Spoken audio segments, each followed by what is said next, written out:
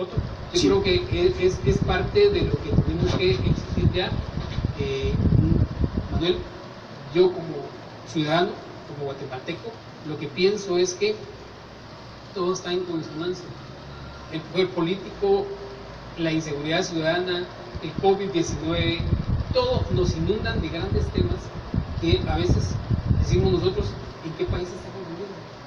O realmente lo que hablábamos al principio de entrada del canal, Manuel, es qué historia más trágica y qué historia más terrible la de este país. En 30 años no hemos podido resolver problemas como la inseguridad ciudadana. Fíjate, sí, mira, definitivamente que son escenarios reales, ¿verdad? Montados, pero reales. Existen. El terror, pues, es algo que el pueblo de Guatemala está sometido por años y es cíclico el tema, ¿verdad? Es cíclico, da lástima, bueno, es frustración el que no se logre gobiernos inteligentes, gobiernos integrados para bien y no para mal, porque la verdad es de que con todo este ciclo de viciado que vemos, porque es un vicio de lo mismo, se ve, como tú decías, hay que romper con este ciclo. Fíjense ustedes de que hablando de la galleta, le han hecho una bulla a la galleta bárbara. O sea, no se firmó contrato. O sea, se hizo una convocatoria. Yo creo que esto es una cuestión hasta, como un compadre ha hablado del gobierno mismo, del mismo ministro, hagan un evento, monten algo, 14 millones dicen, y todos han protestado contra la galleta. O sea, y todos son caja de resonancia del mismo gobierno. Algunos políticos tal vez han caído de ingenuos, pero aquellas personas de ONGs que salen siempre a hacer como bulla por algo y medios de comunicación, le han dado mucha importancia. Y sí, por supuesto que indigna que hayan montado el evento el último día de calamidad, a última hora del día de la calamidad, a última hora y el último día, ¿verdad? Entonces eso indigna, pero más pareciera que hubiera sido fabricado por el mismo Estado, por el gobierno, porque han hecho de esto algo grande, y les voy a decir por qué. Por ejemplo, ¿a qué lo puedo comparar? ¿Por qué no han hecho la misma bulla con el seguro escolar? Que fueron 180 millones de quetzales de un robo, de 180 millones, que sí se robaron. La galleta le dan, quiero decirles que no estoy de acuerdo en la forma en que se llevó, pero que sí es una necesidad darle alguna ayuda a los 20,000 y pico de niños que están en desnutrición crónica, ¿sí? Y es inminente, y es un producto que llega y que puede revertir de manera más rápida, sin hervir agua, sin estar buscando leña o gas o algo. Es un producto que ya está elaborado. Porque por ahí hay otros cartones y cosas, papillas y purés, que al final requieren de gas, o leña, agua, cocinera, trastos y todo. La galleta es algo hecho, se consume y ya está, es más rápido, ¿verdad? Le das algo ya procesado a la persona o a la familia o al niño. Pero, regresando al tema, ¿por qué 180 millones de quetzales de un seguro escolar no importa? De un seguro que fue ficticio.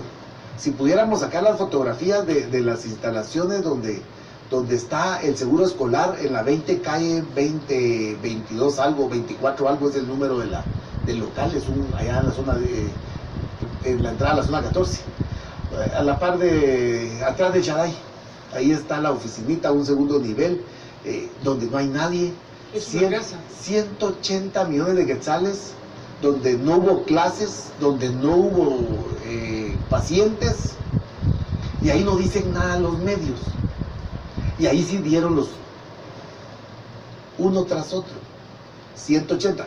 En la galleta fue una convocatoria a participar y gana una empresa. Y dicen, esta empresa ganó. Entonces, a eso le llaman la adjudicación. O sea, adjudicación sinónimo de ganó. ganó tal empresa porque cumplió con todos los requisitos, vaya, pero no hay contrato, no hay pago, no hubo dinero, no hubo nada, pero le dan y le dan y le dan y se suben todos, o sea, se ve que es un tema preparado, hablado, que le ha generado un desgaste al mismo ministro.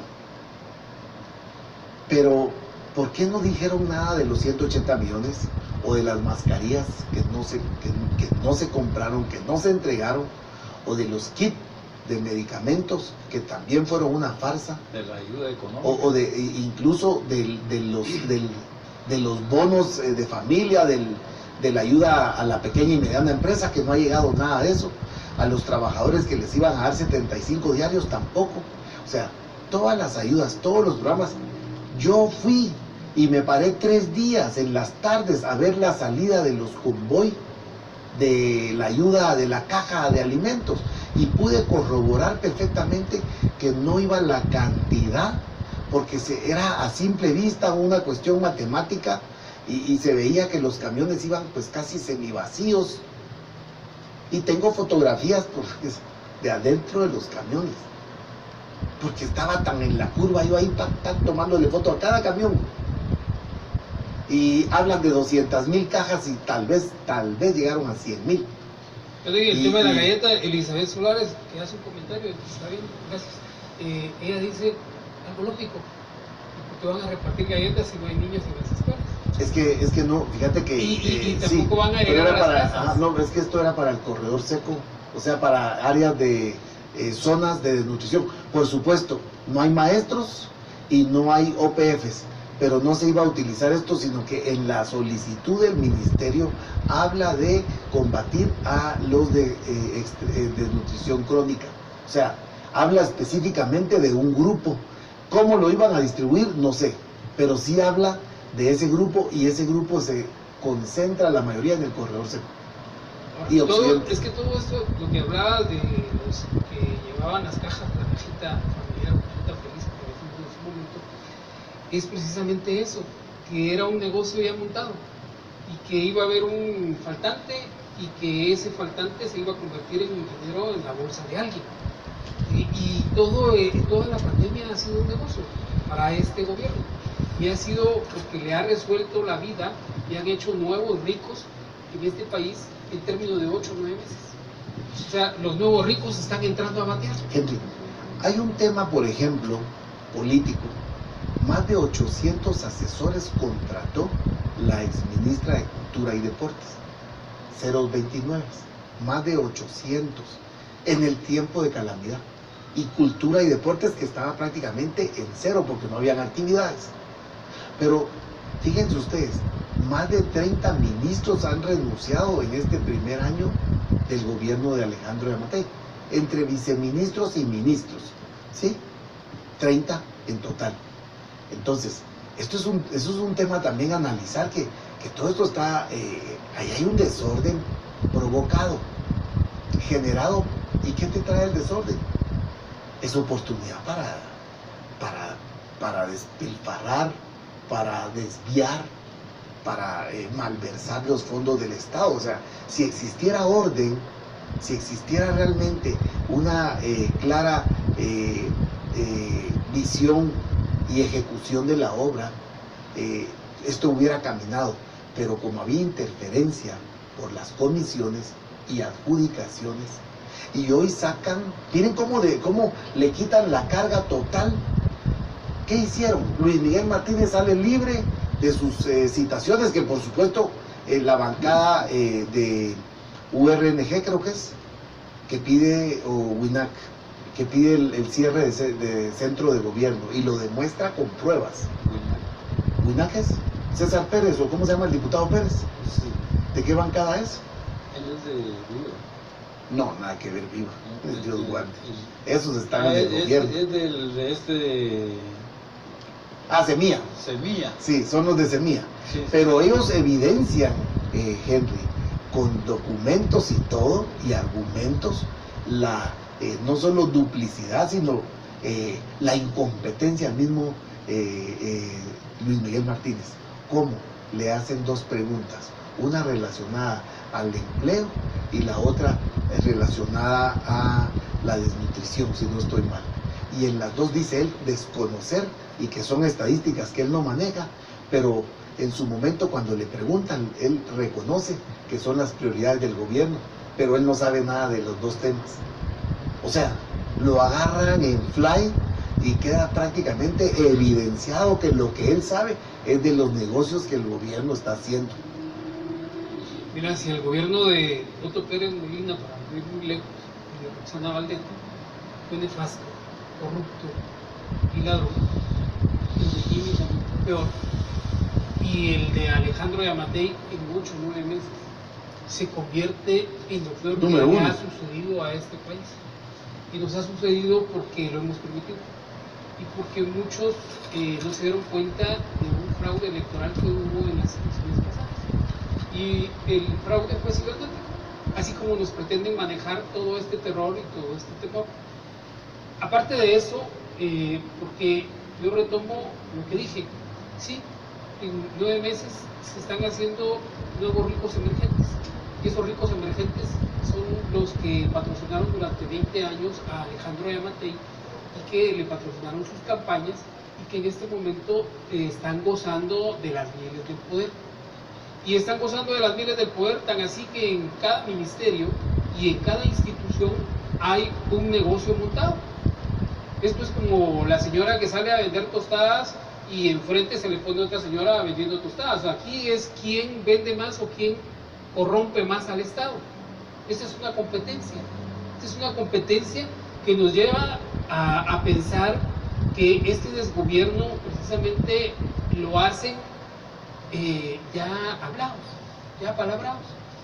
Por ejemplo, en la dirección de caminos hay un ingeniero que se llama Freddy Chojolán, que le da 88 millones de quetzales a empresas de sus primos, de sus hermanos, de sus hermanas.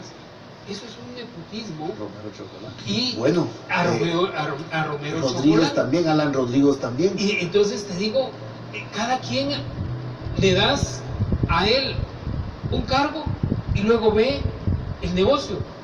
Pero ese negocio, ¿para dónde va? Esos 88 millones, ¿a quién están endosando? ¿A quién le están mandando ese dinero? Según tengo entendido, este señor Chojolán también tiene una relación muy directa con el centro de gobierno. Entonces es el centro de gobierno, no es el centro de gobierno, es el centro de hacer negocio, es el centro de corrupción, es el centro de hacer chuecadas en este gobierno. Entendámoslo, analicémoslo, pensemos y protestemos. La verdad es que nos están poniendo la realidad en nuestra cara y no hacemos nada. Entonces, en caminos, por ejemplo, esto, y ya salió un reportaje muy amplio en el cual se ve toda la estructura que han montado, y así vemos en cada una de las instituciones del Estado. Vemos la corrupción galopando, así como la inseguridad está galopando ahorita, galopa la corrupción en las diferentes estructuras del Estado. Entonces, ¿qué está pasando aquí? Un desgobierno, un presidente que se dedica a victimizarse, como ahora están victimizando a este señor de la FESI, a este Sandoval, como decías, que es parte también del crimen organizado. Que no nos vendan gato por liebre, que no nos den gato por liebre, sino que realmente sepamos a qué nos estamos enfrentando, qué funcionarios tenemos y qué gente, qué calidad de gente nos está gobernando. Es ahí donde jugó su papel la pandemia, de que existió la pandemia, pero el terror y el temor no nos fundaron. Ahora nos están fundando la inseguridad, porque están incurriendo todos los actos de corrupción que están habiendo en cada una de las instituciones, en funcionarios de primer nivel, de segundo, de tercer nivel, y no digamos más abajo. Ahí hay merienda, ya lo dije, y de alguna manera hay nuevos ricos emergentes en este país. Y esto en determinado momento al CACIF, que al sector privado no le va a gustar. Entonces es posible que intervengan y puedan pintarnos un nuevo escenario político, trayendo al vicepresidente a la palestra y poniéndose en contra otra vez con el señor que le dicen que es presidente, y que esto vaya a desbordar en un rompimiento constitucional, porque la constitución política de la República ya la están violentando para arriba y para abajo, solo con el hecho de no haber electo a los magistrados de la Corte Suprema de Justicia y la Sala de Apelaciones ayer, que fue 13 de octubre, y que se cumplió el plazo constitucional. Nuevamente, el plazo otra vez. Vamos a ver si pasamos otro año con otro plazo constitucional. Ya se volaron un año, pero así olímpicamente. Miren, realmente preocupa, y estamos hablando de estos distractores y todo. El gobierno está cómodo con estos magistrados, no tienen necesidad de elegir nueva corte, y ahí van pues avanzando, violando la misma constitución. Lo dijimos desde el año pasado, pero les voy a contar algo. El fraude electoral fue demasiado descarado, y aceptarlo es aún mucho más.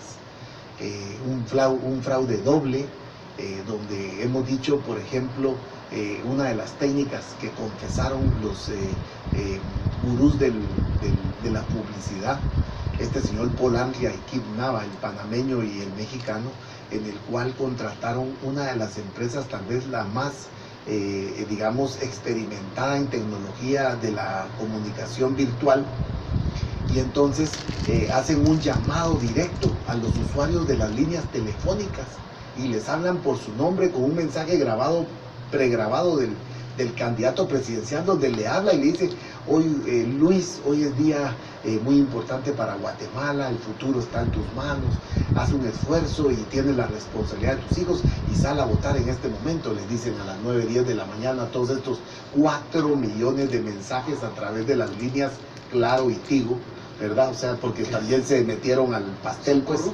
Entonces, imagínense ustedes a dónde llega el fraude. Cuando es prohibido hacer campaña, es prohibido poner una manta, pero estos se fueron por el lado incluso virtual, aduciendo pues que era una estrategia. Es una ilegalidad, porque contratar ese servicio fueron millones de dólares que fueron de alguna forma ocultados al Tribunal Supremo Electoral. No aparecen.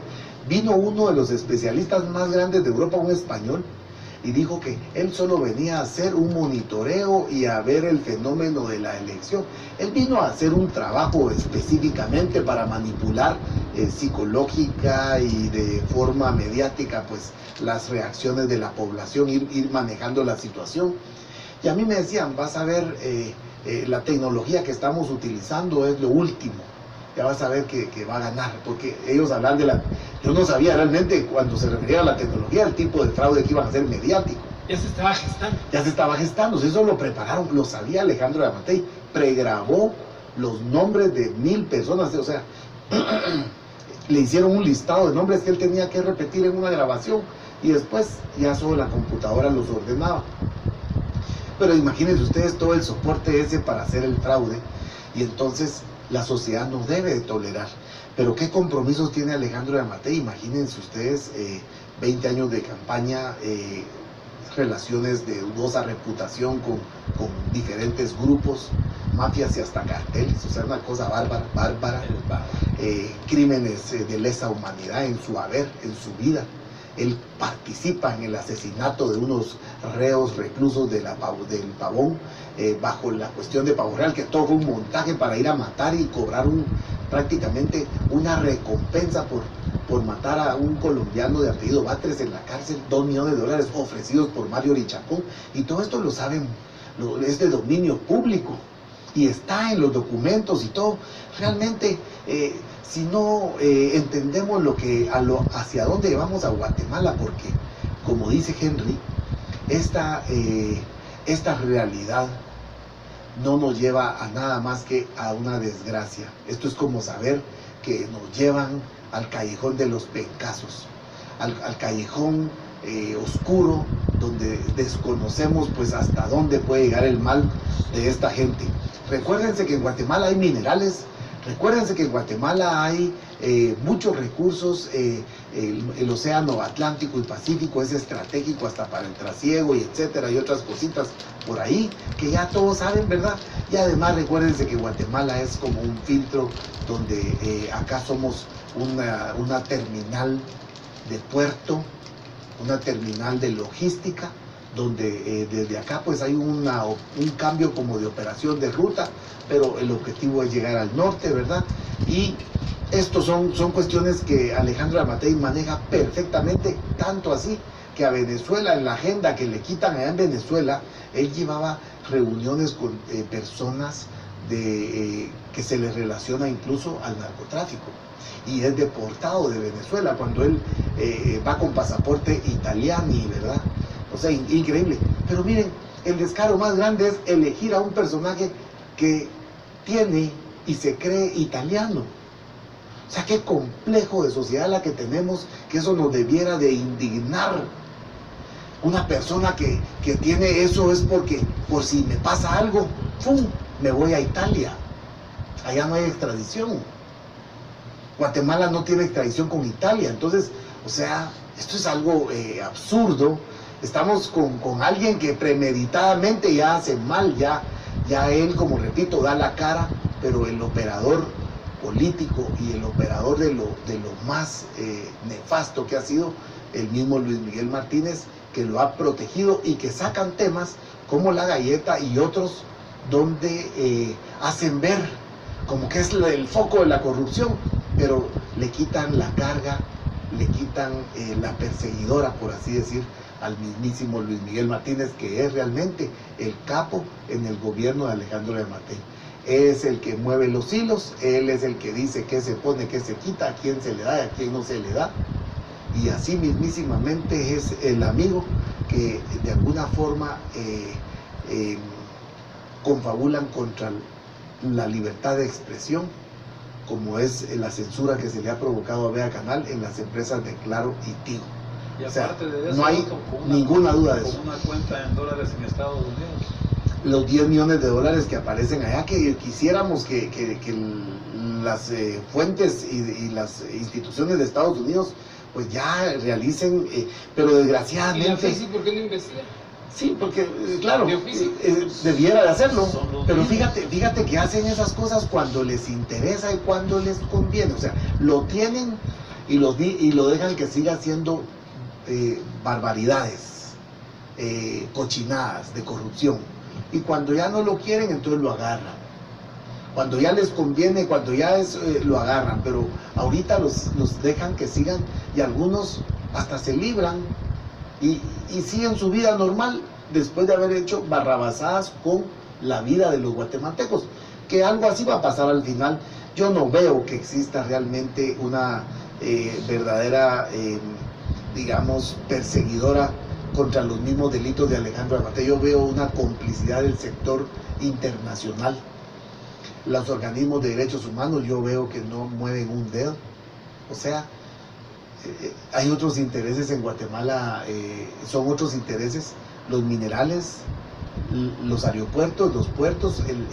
Guatemala es un centro de logística de la mafia, y mientras todo camine, vamos a tener gobiernos informales, desordenados, porque así nos mantienen entretenidos, con muertos, con heridos, con deudas, con quiebras, y entonces sigue la fiesta para los amos del territorio. Recordemos, Otto, que dentro de todo eso aparece Iván Velázquez, Tel Maldana, Mayra Vélez, las Naciones Unidas.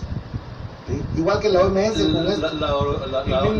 la OEA, Francisco Sandoval, sí. Francisco Sandoval, el otro que está en la otra fiscalía contra la corrupción, que era títere de Tel Maldana, que ella lo dejó en el puesto, el que está viendo lo de Chimaltenango. Es una gran mafia. Entonces el llamado es a que tenemos que limpiar todo esto. Toda esa gente tiene que irse a la cárcel, hay que sacar todo eso y hay que hacer todos los cambios, porque esta Corte Suprema de Justicia es responsable también del fraude. Estos magistrados que hoy toman posesión son los mismos Es el mismo crimen Víctor Rivera. organizado y nosotros tenemos que ver porque toda esta gente pague. La fiscal general tiene que irse a la cárcel. Yo les hago el llamado para que hagamos todo esto porque yo, en lo personal, solo pasa el invierno y voy a empezar a hablar con los abogados para que demanden al Estado por lo que me hicieron, porque es un daño de lo más desgraciado que puede existir en Guatemala. Pues es una víctima más. Es una víctima más del sistema. Sí. Y la verdad es que cuando ves parecidos, ahora que hay secuestros, me hizo recordar a un personaje que lo consideraron en su momento el zar Antisecuestros. que es Víctor Rivera, un venezolano, que vino en tiempo del gobierno de Álvaro Arzú y se quedó en el tiempo de Oscar Rocher. Y pues relativamente empezó a hacer un buen trabajo, pero el mismo crimen organizado lo cooptó y él empezó a diseñar escenarios. Y esos escenarios después al mismo crimen organizado no le gustó y terminó muerto en un carrito Toyota allá en la zona 15. Boulevard Liberación, Boulevard Vista Hermosa. En el Boulevard Vista Hermosa. Entonces, vemos que el crimen organizado es como un monstruo que compite con la corrupción. Que por O cierto, son un monstruo de dos cabezas. que por cierto, Víctor Rivera, compañero de Alejandro Yamatei. Sí. Compañero de Alejandro Yamatei. Por supuesto, o sea, manejaron la seguridad ciudadana durante mucho tiempo. Pero en ese tiempo, este señor que dice que es presidente, lo curioso es que a Yamatei no se lo volaron, pero que- sí se volaron a muchos que dice compañeros. que es presidente, precisamente era el director de presidios. Y conjuntamente con Víctor Rivera diseñan el gran pavo real, o como le llaman a Claro. eso que hicieron y que mataron mucha gente. Pues la verdad es que para muchos, qué bueno que lo hicieron, porque eran reos de eso. Y para otros, no, son muertes de lesa humanidad. Ok, no vamos a meter en ese tema. A lo que vamos es que ellos eran viejos conocidos, pero uno ya está bajo tierra y el otro estaba gobernando. ¿Por qué? Porque era útil. Porque el crimen organizado lo siguió utilizando y lo puso de presidente. Y eso es la consecuencia que estamos viviendo. Esos son los escenarios que vivimos de los secuestros. Ahí me acaban de escribir que ya hubo otro secuestro en Chiquimula y que entraron a la casa de una jovencita, la secuestraron y hasta el perro mataron. O sea, suena a terror esto, ¿verdad? Suena a terror, pero son esos escenarios que el crimen organizado diseña precisamente para tenernos embelesados en un tema mientras ellos roban. Entre los 31.000 millones o más de 31.000 millones que se aprobaron para el COVID-19, nadie explica dónde están. Nadie dice dónde está el seguro escolar. Y es que Nadie dice dónde está el tema de la galleta. algo interesante para hacer memoria. Conocí a Víctor